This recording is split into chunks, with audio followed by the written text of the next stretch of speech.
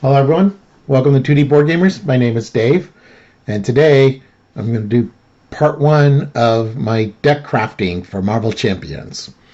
So this video is going to talk about modifying a pre-constructed deck to be a little more efficient with cards that you can only have like one copy of normally, but it comes with 3 copies. So making some slight changes will improve the deck, in my opinion. Now, I call it deck crafting. Some people might call it deck building, but in my mind, a deck building game is where you start with a basic deck and then you purchase cards during the game to improve it. Examples would be like the G.I. Joe deck building game, which we feature on this channel. Marvel Legendary would be like another deck. Dominion, those would be some more deck building games.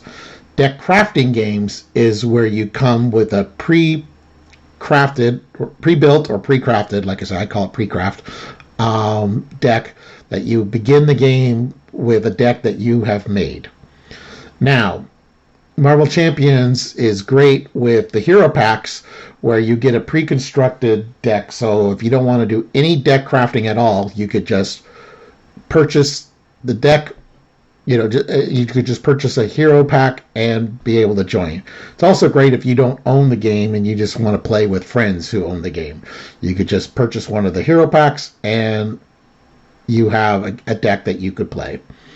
But in my opinion, they're not always the most efficient decks because the decks serve 2 purposes. One, they want it to be a playable deck, but 2, since you're allowed to have 3 copies of cards in a deck, they want to make sure that they give you 3 copies of a card. Like Endurance, for example, you'll see you're only allowed to play 1 in your deck, but you want to have 3 copies for your collection.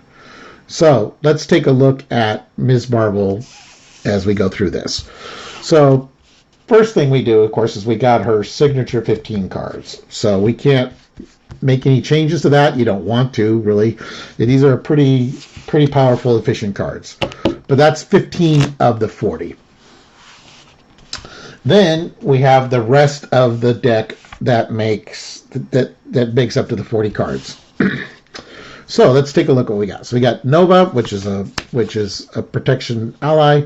Get Behind Me, which we've seen before, which is when a treachery card is revealed, we can cancel it. Preemptive Strike is when a boost card turned face up while the villain attacks. Cancel the boost icons and deal 1 damage to the villain for each boost icon canceled this way. Now that's pretty important because Ms. Marvel's ability is she doesn't really want to actively defend, but you also don't want to take damage because whenever she plays an attack, thwart, or defense event, then you can exhaust her and put that card back in your hand. So this is so Preemptive Strike is a defense event that doesn't require you to actively defend. When you actively defend, of course, you have to exhaust, even if you play a defense event that says while defending. Tackle's another good card for stunning. Power Protection to pay for it. Another great card that she comes with, and this is great for people who do like to actively defend as well, is Energy Barrier. We've got 3 copies here, and it comes with 3 uses. When you would take any amount of damage, remove 1 reflection counter from here, prevent 1 of that damage, and deal 1 damage to the enemy. So that's a way to avoid taking damage. Lockjaw is a great ally that you can play from your discard pile as well. We got the 3 double resources, Avenger Mansion for some card draw. Then we got 3 copies of Endurance, which is max 1, play under any player's control, max 1 per player. And you get 3 hit points, so we'll set that there. And we also have 3 copies of Enhanced Reflexes, which is a way to generate resources. It comes with 3 uses. You can exhaust it, remove a counter, and generate an energy resource. Okay, so here are the cards that we're now starting to look at to maybe swap out. So if you're playing multiplayer and as a group you say, hey, okay, Dave's playing Ms. Marvel, so we'll let you be in charge of putting endurance on all of us. Okay, that's one way you can play. However, the way that Dirk and I usually play is people are, for the most part, responsible for their own upgrades that they want. So I would remove 2 of these endurances from Ms. Marvel's deck. And unless I'm playing true basic, which that's not the purpose of this video, I probably would not use these any of the enhances as well, and reflexes. So I'm going to remove those 3 cards from the game as well. So that is 5 cards that we're pulling out from Ms. Marvel's deck. So that brings us down to 35 cards. In deck building, we need to have 40 or 50 cards. So now, before I can continue, another feature of these hero packs is there are cards that are available for deck building, deck crafting. And if you only play the pre-constructed decks, then you'll never see these cards. But they're really good for adding when you start deck crafting. So melee here it costs 3, deal 3 damage to an enemy, deal 3 damage to another enemy. So that's great for some aggressions who want to take out a bunch of minions. Concussive blow is confuse an enemy. If you paid for this card using a strength resource, deal 3 damage to that enemy. So that's great for especially lower player counts where you want the justice player to help do some damage. Morale boost, choose a hero. Till the end of the round, that hero gets +1 thwart, +1 attack, and +1 defense. This is also amazing, especially for people who activate more than once, like, say, Quicksilver. And then this is why I chose Ms. Marvel for this demonstration. This is another great card, Downtime, where you play under any player's control, and that person gets +2 recovery. Now, a lot of people have a recovery of 3, and will have 9 or 10 hit points. Ms. Marvel is a little unique because she only has 10 hit points, but she has a 5 recovery. So higher recovery is a little rare. You know, we've seen it with Wolverine and Deadpool recently. But for the most part, usually your recovery value is about a third of your hit points. So we are going to take a Downtime and we're going to add it to our deck.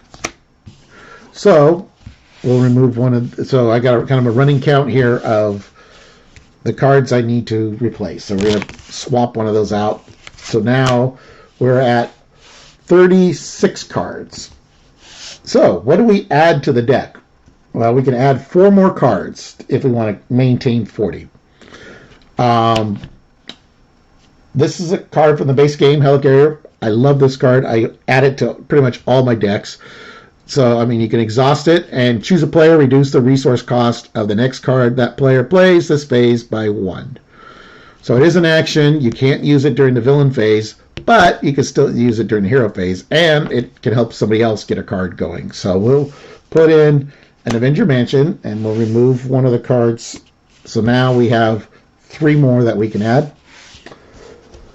So since it's protection, the card that I would probably add is Defiance. So Defiance is very similar to the theme of this deck, which is no defending. It actually works very similar to Preemptive Strike, but it's a little different. Number one, it's 0 cost, but when a boost card on an enemy attacking you would be turned face up, discard it instead. So the nice thing is, A, you turn off, so you know how much damage you're taking because it'd be the villain's base attack at that point. And B, you could also stop some of those boost icon effects. So Defiance would be a great card to add to this deck. And so that makes 40 cards. Now, if you want to expand on that a little bit, one thing you could do is I might remove the Avenger Mansion and replace it with Nerves of Steel, or I might just add Nerves of Steel as a 41st card. Avenger Mansion's kind of spendy, but Nerves of Steel would be good for when you want to pay for the preemptive strikes, or the yeah, actually it's just a preemptive strike. So, but so yeah, maybe we don't want Nerves of Steel. I'm just seeing, yeah. So that's only for 3 cards. So that's one way you could do to guarantee that you've got some resources that won't mess your hand up too much, because you're already discarding a card.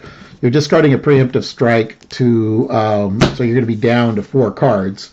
But if you have to spend another card to pay for it, now you're down to 3 cards. So this is a way to stop that, but it only works for 3 cards in your deck. So that may not be worth it. But that's just something to think about. It's just that Avenger Mansion might be hard to get out. But yeah, so that is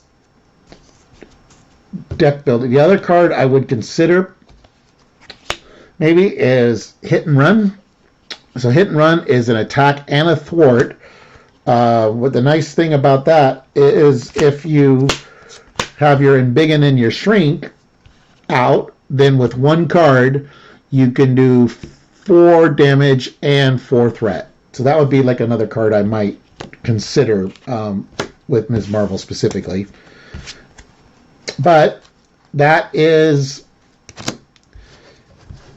what I would do if you want to take away from this video.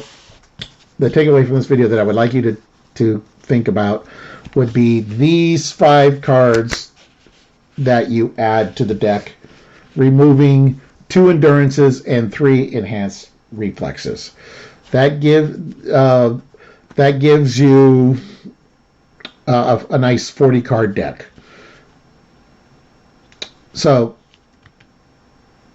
yeah, that gives you a nice 40 card deck. And you haven't modified the flavor of the original deck that much. Just like a minor tweak, you have dramatically improved the deck, I believe. So, anyways, that is deck crafting part 1, modifying a pre-constructed deck. Thank you for watching. Please like and subscribe.